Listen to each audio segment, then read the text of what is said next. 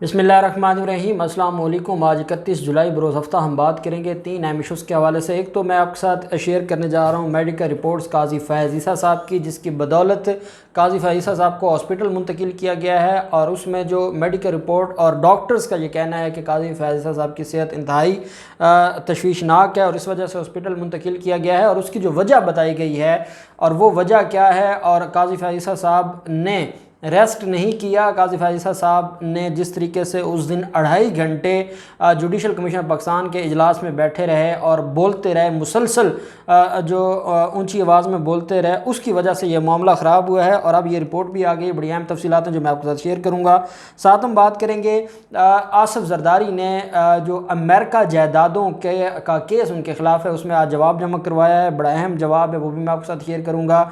खुर्शीद शाह के हवाले से ज़िमनी रेफरेंस दायर किया गया है, उसके ऊपर भी हम बात करेंगे। पहले मैं आपको बताता चलूं कि आज राना सनाउल्लाह के केस के हवाले से एक चीज़ जो सोशल मीडिया पर मैंने देखी है, और वो है जो ऑनरेबल जज हैं जो नईम शेख साहब, उसके हवाले से, उनके हवाले से एक चीज़ है और एक मिसकंसेप्शन फैलाई जा रही है। और वो ये है कि उन्होंने कोई जज साहब से पूछा, जज साहब ने राना सनाउल्लाह से पूछा कि आप जो तारीख कहेंगे वो रखी जाएगी। पहली बात तो ये है कि 3 माह 1 अप्रैल को ये जजेस ट्रांसफ़र हुए थे और 3 माह जज इसलिए अपॉइंट ना हुए कि वफाकी हुकूमत और लाहौर हाई कोर्ट का आपस में जो मामलात तय नहीं हो रहे थे और किसी एक नाम पर या जो नाम यहाँ पर आने थे उन पर वो इकट्ठे नहीं हो रहे थे। और यही वजह है कि ये डिले रहा और इसका अटॉर्नी जनरल ऑफ पाकिस्तान ने भी तस्करा किया था सुप्रीम कोर्ट ऑफ पाकिस्तान में।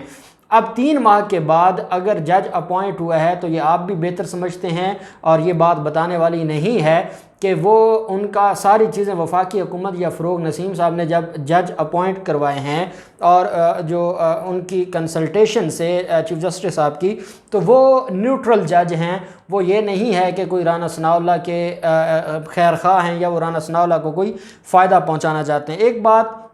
दूसरी बात यह है कि मैं उनको ज़ाती हैसियत में जानता हूँ। 2 साल वो एडिशनल सेशन जज रहे हैं लाहौर में, और उनका कंडक्ट क्या है और वो कैसे दबंग तरीके से अपनी अदालत को चलाते हैं, और सीनियर जूनियर जो भी वकील पेश होता है उनके साथ मेरिट के ऊपर पेश आते हैं।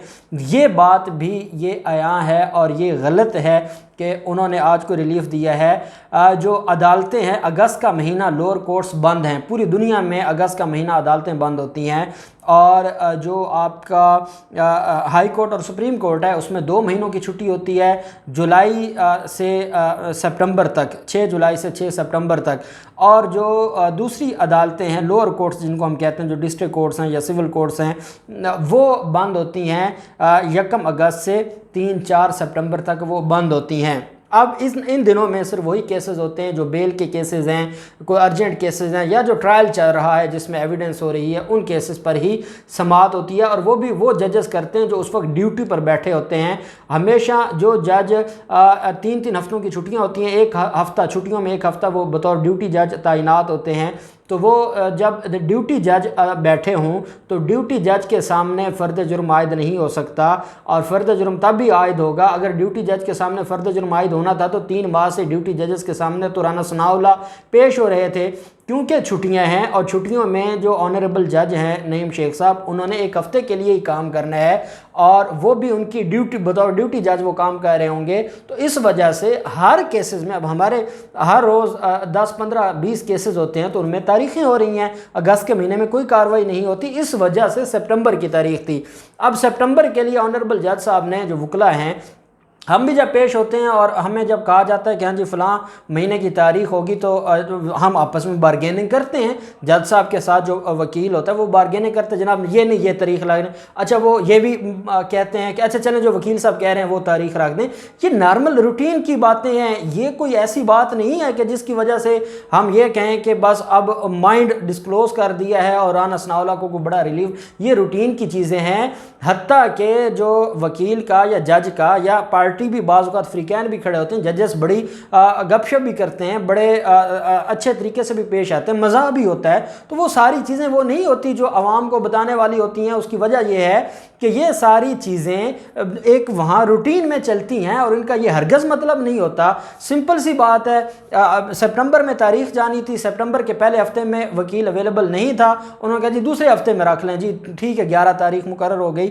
تو میں یہ سمجھتا ہوں کہ وفاقی حکومت نے بڑے سوچ سمجھ کے اور بڑی, اب بات آپ میری سمجھ جائیں گے کہ نیوٹرل جج کو لے کر آئے ہیں. تو پہلی ہی تاریخ پر ان کے حوالے سے یہ جو چیزیں پھیلائی جا رہی ہیں میں نہیں سمجھتا کہ یہ درست ہیں, کیونکہ میں ان کو جانتا ہوں اور یہی وجہ ہے کہ جو کچھ چیز پھیلائی گئی ہے وہ روٹین کی بات ہے, اس میں کوئی اہم ایسی بات نہیں ہے کہ جس کی بنیاد پر کوئی بڑا ریلیف دے دیا گیا ہو.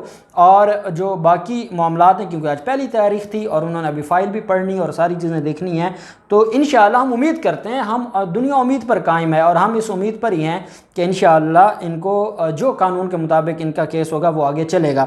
اب معاملہ آ جاتا ہے آصف زرداری کا. آصف زرداری نے آج اپنا جواب جمع کروا دیا ہے اور یہ اپارٹمنٹ جو امریکہ کے اپارٹمنٹ کیس تھا اس میں, اور آپ جانتے ہیں کہ اس میں ضمانت بھی لی تھی اور ضمانت لینے کے بعد آصف زرداری نے پہلے بھی پیش نہیں ہوئے, پھر دوبارہ طلب کیا گیا, پہلے 23 جون کو طلب کیا گیا تھا, پھر 16 جولائی کو طلب کیا گیا, یہ پیش نہ ہوئے اور اب ان کو بالآخر اپنا جواب جمع کروانا پڑ گیا. اور امریکہ میں موجود جو فلیٹ ہیں اس کے بارے میں آصف زرداری کا کہنا ہے کہ یہ میری ملکیت نہیں ہے.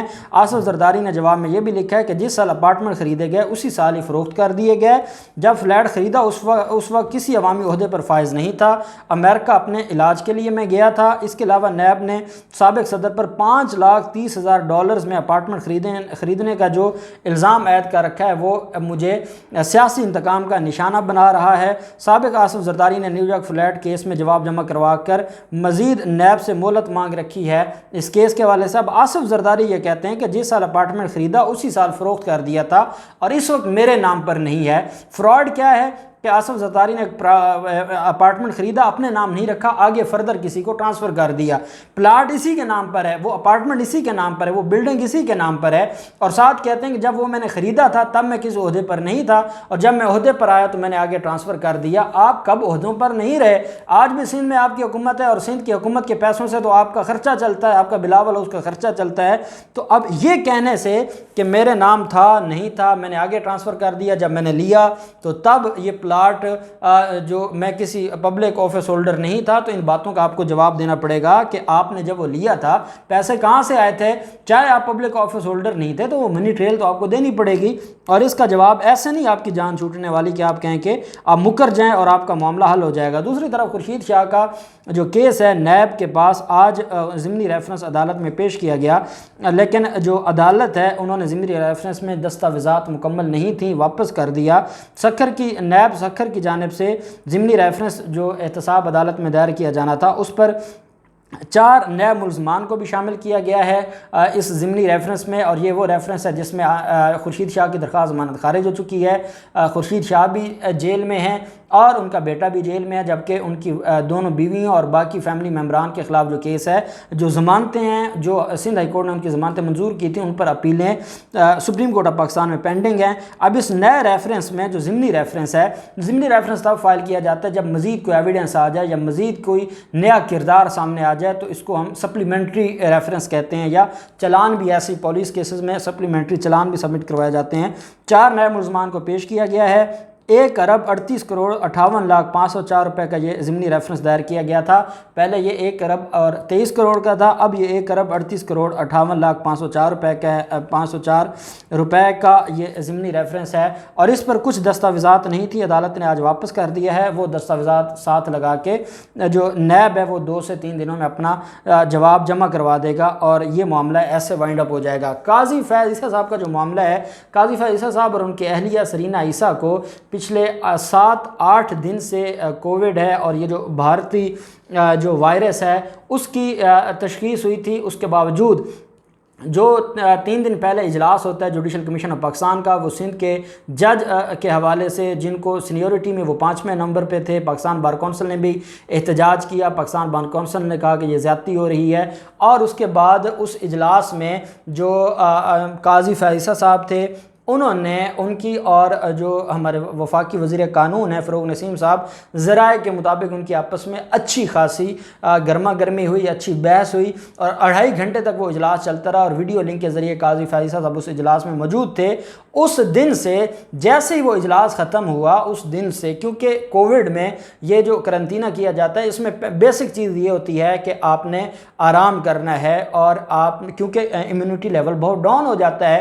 اب 2.5 گھنٹے تک بحث کرتے کرتے قاضی فیاض عیسیٰ صاحب کی جیسے ہی انہوں نے ان کا معاملہ جو اجلاس ہے وہ ختم ہوا، اس وقت بھی میں نے آپ کو بتایا تھا کہ ڈاکٹرز نے کہا کہ ان کو سینے میں تکلیف شروع ہو گئی تھی اور وہ معاملہ بڑھ گیا تھا، اور پہلے وہ ٹیسٹ کروا رہے تھے، ہاسپٹل آ جا رہے تھے، لیکن آج ڈاکٹرز نے کہا ہے کہ جو حالت ہے وہ انتہائی تشویشناک ہو گئی ہے، اور جب تک ہاسپٹل میں داخل نہیں کروائیں گے، آکسیجن کی کمی ہے، سانس اکھڑ رہی ہے، اور اگر آکسیجن پرماننٹ نہ لگایا گیا تو معاملہ خراب ہو سکتا ہے۔ اس وجہ سے قاضی فیاض عیسیٰ صاحب کو ان کو منتقل کر دیا گیا ہے پرائیویٹ ہاسپٹل میں اسلام آباد کے، اور ذرائع نے یہ کہا ہے کہ یہ میڈیکل رپورٹ کی روشنی میں جو اسپتال منتقلی کا فیصلہ یہ کیا گیا ہے، اور ڈاکٹرز کا یہ کہنا ہے کہ مسلسل کھانسی اور بخار کی شکایت ہے اور سانس اکھڑ رہی ہے، اس وجہ سے جو آکسیجن کی اشد ضرورت تھی اور طبیعت ٹھیک نہیں ہو رہی تھی، اس وجہ سے قاضی فیاض عیسیٰ صاحب کو ہاسپٹل منتقل کیا گیا۔ اب دیکھتے ہیں کہ